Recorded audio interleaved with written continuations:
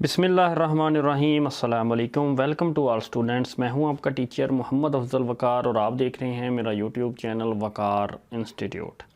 MTH 202 है हमारे पास subject, हम जानते हैं।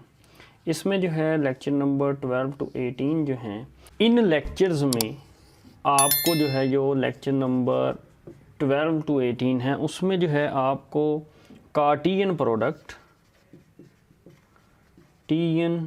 प्रोडक्ट, उसके बाद है हमारे पास रिलेशन, क्या होता है रिलेशंस, और उसके बाद जो है हमारे पास फंक्शन एंड इट्स टाइप्स, उसके बारे में बताया गया। तो मैं सबसे पहले आपको एक लेक्चर देना चाहता हूं कि कार्टियन प्रोडक्ट क्या होता है, रिलेशन क्या होता है और फंक्शंस क्या होते हैं और उनकी काइंड्स क्या होती हैं। तो आप ये देख लें, तो उसके बाद मैं आपको जो है वो क्विज़ के लेक्चर स्टार्ट करूँगा। जब आप ये देख लेंगे, जब आपको इनकी समझ आ जाएगी तो देन फिर आप जो है वो क्विज़ जो है बड़ी आसानी से आप सॉल्व कर सकते हैं। ये बहुत ही इम्पोर्टेंट लेक्चर है, इसको बिल्कुल भी मिस नहीं करना। और आप याद करेंगे, आपको Cartesian product, relation, function and its types की इतनी ज़्यादा समझ आएगी कि आज से पहले आपको इसकी समझ नहीं आई होगी। तो ये मेरा दावा है, इस वीडियो को लाजमी देखिएगा। थैंक यू, जज़ाकल्लाह। फंक्शन या मैपिंग, तो हम उससे पहले मैं आपको कुछ चीज़ों का इंट्रोडक्शन करवाना चाहता हूँ। आपने सबसे पहले पढ़ा हुआ कार्टियन प्रोडक्ट फंक्शन से पहले या मैपिंग से पहले मैं आपको कुछ चीज़ें बताऊँगा। यानी Cartesian product first of all आपको पता होना चाहिए कार्टियन प्रोडक्ट क्या है। Cartesian product of two non empty sets, दो नॉन एम्प्टी सेट्स होने चाहिए। जैसे मैंने ये एग्जांपल में ले लिए A एंड B, आप फ़र्ज़ कर लें वो A और B हैं, denoted by A cross B, यानी A क्रॉस B। कार्टियन प्रोडक्ट को किसके साथ डिनोट किया जाता है? A क्रॉस B के साथ। Consist of all ordered pairs, तो आपने ऑल ऑर्डर्ड पेयर के साथ लिखना है ऐसे X और Y। X आपने A में से लेने और Y आपने B में से लेने, यानी X बिलोंग करेगा A में से और Y बिलोंग करेगा B में से। तो ये आपका A क्रॉस B और ये आपका B क्रॉस A है। तो आपको पता है ये कि अगर सिंस आप देख सकते हैं set A has 3 elements and set B has 2 element, तो देन कार्टियन प्रोडक्ट जो होगी वो ऑर्डर पेयर कितने बनेंगे? आपके 6 बनेंगे। Hence product set A cross B has 6 ordered pairs. तो ये आपको पता चल गया है कि कार्टियन प्रोडक्ट क्या होती है। अब हम नेक्स्ट, कार्टियन प्रोडक्ट के बाद हमारे पास है next binary relation. Binary relation क्या होता है ये आपको समझने की ज़रूरत है। If A and B are any two non-empty sets then a subset R of A cross B, यानी A क्रॉस B, जैसे ये मैंने A और B दो सेट लिए हैं और उनका मैंने ये कार्टियन प्रोडक्ट लिया, यानी A क्रॉस B लिया। तो एक, अब आप देखें तो A क्रॉस B के कितने एलिमेंट्स हैं? 1 2 3 एंड 4। तो 2 की पावर n फार्मूला होता है सबसेट्स मालूम करने का, तो 2 की पावर 4 और 16, इसके 16 सबसेट बनेंगे। यानी इसके ये जो सबसेट R हैं वो क्या हैं? जो रिलेशन है is called a binary relation from set A into set B। तो जो भी इसके जितने भी सब सेट्स हैं वो क्या बनेंगे? आपके क्या कहलाएंगे? बाइनरी रिलेशन कहलाएंगे। अब फिर ज़रा सुन लें, कार्टियन प्रोडक्ट जो आप फाइंड करते हैं A और B की और उसके जितने सब सेट्स हैं वो क्या कहलाते हैं? बाइनरी रिलेशन कहलाते हैं। अब हम नेक्स्ट चलते हैं। नेक्स्ट हमारे पास फंक्शन की डेफिनेशन है, फंक्शन या मैपिंग की। Suppose A and B are two non empty sets, then relation F से A to B is called a function. तो उसकी दो कंडीशन है। If domain of F is equal to A, आपको पता है जो ऑर्डर्ड पेयर है या कार्टियन प्रोडक्ट है या रिलेशन है, तो उसमें जो फर्स्ट एलिमेंट हैं वो डोमेन कहलाते हैं और सेकेंड एलिमेंट क्या कहलाते हैं? रेंज कहलाते हैं।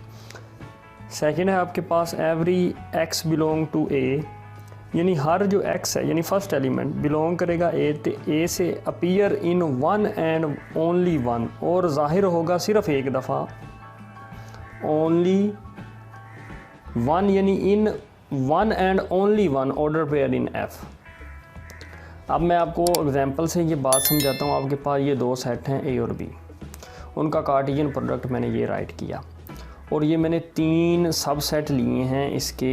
R1 जो है सबसेट है इसका, आप देखें तीनों एलिमेंट इसमें पाए जाते हैं, ये 3 एलिमेंट लिए वो इसमें पाए जाते हैं, ये 2 एलिमेंट लिए ये इसमें पाए जाते हैं। तो ये R1 R2 R3 आप देख सकते हैं सबसेट है A क्रॉस B का।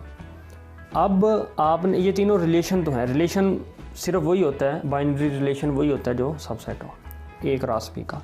अब हमने देखना है क्या ये रिलेशन इन तीनों में से क्या ये तीनों फंक्शन हैं या नहीं है। अब हम देखते हैं, फर्स्ट पे आते हैं R1 की तरफ। पहली शर्त है domain of F is, domain क्या है 1 2 2, यानी डोमेन ऑफ R1 जो है वो है आपके पास 1 और 2, और शर्त के मुताबिक ये A के बराबर होनी चाहिए। क्या ये A के बराबर है? A है 1 2 3, नहीं है, इसलिए ये फंक्शन नहीं है। ये रिलेशन है मगर फंक्शन नहीं है। R2 की बात करते हैं। R2 की डोमेन है 1 2 और 3। क्या ये A के बराबर है? जी, डोमेन ऑफ R2 जो है वो है 1 2 और 3। तो क्या ये A के बराबर है? जी, A के बराबर है। अब ये फर्स्ट कंडीशन तो सेटिस्फाई होगी, मगर सेकंड कंडीशन देखते हैं हम, क्या ये सेटिस्फाई होती है? जी, ये है 1 2 3, रिपीट तो नहीं हो रहा, 1 2 और 3 नहीं रिपीट नहीं हो रहा, इसलिए ये क्या है? फंक्शन है, ये फंक्शन है। अब देखते हैं 1 और 3, ये पहली शर्त ही सेटिस्फाई नहीं हो रही। डोमेन R3 जो है वो है 1 और 3, ये A के इक्वल नहीं है, इसलिए ये क्या है? आपका फंक्शन नहीं है।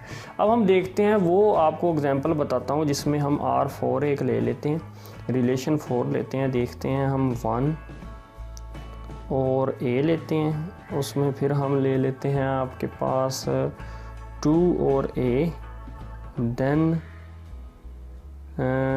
3A and 3B।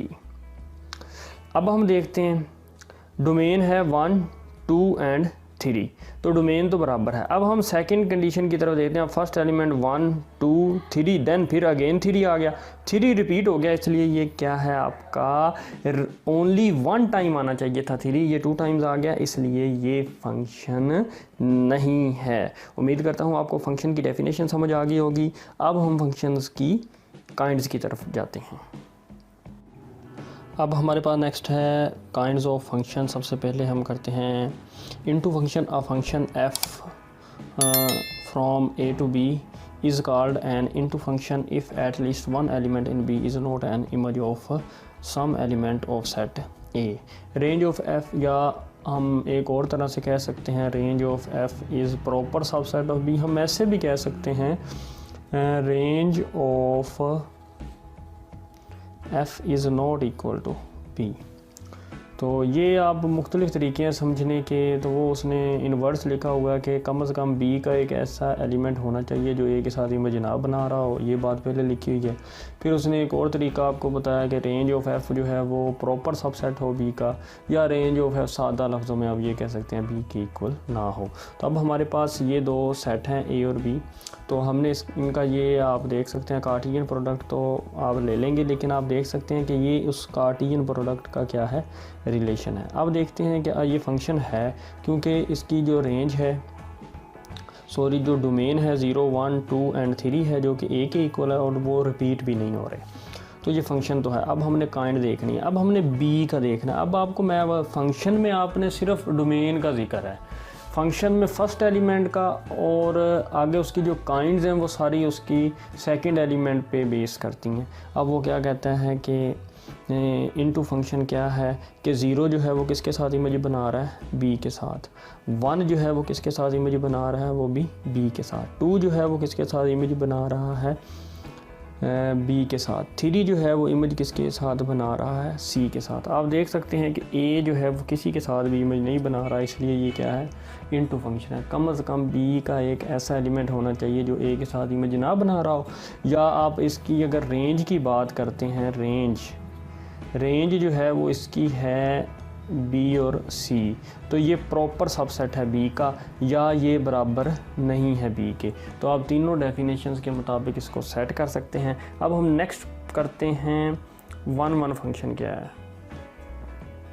नेक्स्ट है हमारे पास one function a function F from A to B is called one function if all distinct यानी मुख्तलिफ elements of A have distinct image in B. यानी फॉर एग्ज़ाम्पल अगर x1 और x2 belong करते हैं और इक्वल हैं वो दोनों, तो f of x1 is equal to f of x2 के इक्वल होगा। और अगर ये आपस में इक्वल नहीं और बिलोंग करते हैं ए से, तो ये दोनों f ऑफ x1 और f ऑफ x2 इक्वल नहीं होंगे। मैं मिसाल आपको देता हूँ ए और बी।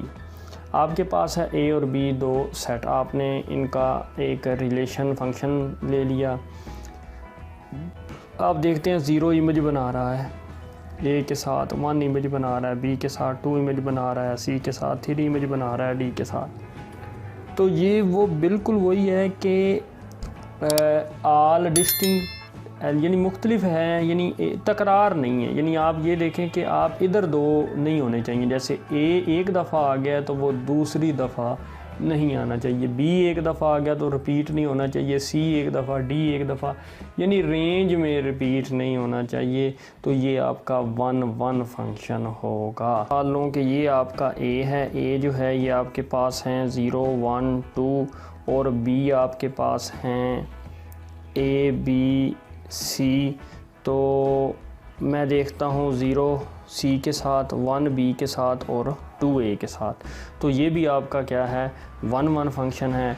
अगर हम एक और मिसाल लेते हैं, आपके पास है अगर ये देखें, अगर ये है आपके पास ए है आपके पास 1 2 और 3, बी जो आप ले लेते हैं 5 6 7। तो हम देखते हैं आपके पास 1 5 2 5 और 3 6। तो ये आपका जो है ये वन फंक्शन नहीं है, क्योंकि ये 5 जो है ये 2 दफ़ा इमेज बना रहा है। तो ये आप देखते हैं ये वन है, लेकिन इसके साथ ये आपका इनटू फंक्शन भी है, क्योंकि जो रेंज है वो b के इक्वल नहीं है। ये आपका सिर्फ वन है और इनटू फंक्शन नहीं है। ये आपका वन तो नहीं है, लेकिन ये आपका इनटू फंक्शन है, क्योंकि आपका ये जो डोमेन है ये b के इक्वल नहीं है। उम्मीद करता हूँ कि आपको वन फंक्शन की समझ आ गई होगी। नेक्स्ट, अब ये एक इनटू एंड वन फंक्शन, वो इनटू भी हो और वन भी हो, यानी उसका एक स्पेशल नेम है इंजेक्टिव फंक्शन। यानी इंजेक्टिव फंक्शन वो होता है जो इनटू भी हो और वन भी हो। अब हम इसकी एग्जांपल देखेंगे। अभी हमने एक सेट लेते हैं ए जो कि है 1 2 3, और इधर हम सेट ले लेते हैं B C D E F. तो 0 इमेज बना रहा है, बी के साथ 1 इमेज बना रहा है, डी के साथ 2 इमेज बना रहा है, सी के साथ 3 इमेज बना रहा है, ई के साथ। आप देखते हैं कोई भी रिपीट नहीं हो रहा। यानी आप देखेंगे जो आपका 0B 1D, उसके बाद है आपके पास 3 1D के बाद है 2C एंड देन है आपके पास 3E। यानी 0B के साथ इमेज बना रहा है, 1D के साथ इमेज बना रहा है, 2C के साथ इमेज बना रहा है और 3E के साथ इमेज। आप देखते हैं कोई रिपीट भी नहीं हो रहा, B एक दफ़ा है, D एक दफ़ा है, C E एक दफ़ा है। और आप देख सकते हैं रेंज जो है वो उसमें F आपका मिसिंग भी है, B के इक्वल भी नहीं है, इसलिए ये इनटू भी है एंड वन फंक्शन भी है। तो ऐसे फंक्शन को क्या हम कहते हैं, इंजेक्टिव फंक्शन। उम्मीद करता हूँ कि आपको ये इंजेक्टिव फंक्शन जो है वो समझ आ गया होगा। नेक्स्ट है हमारे पास onto function. Onto function का दूसरा नाम है surjective function. A function f from a to b is called an on to function if every element of set b is an image of at least one element of set a।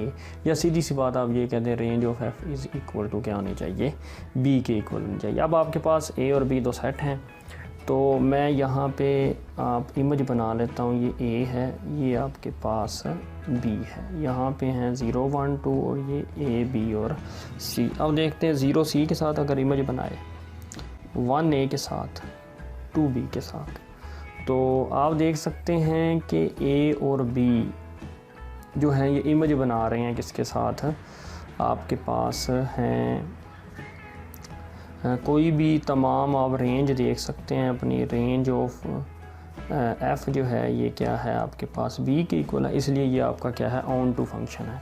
अगर आप देखना चाहें तो 0 सी के साथ image बना रहा था और देन आपके पास जो 1 है वो ए के साथ इमेज बना रहा था और 2 जो है वो बी के साथ इमेज बना रहा था।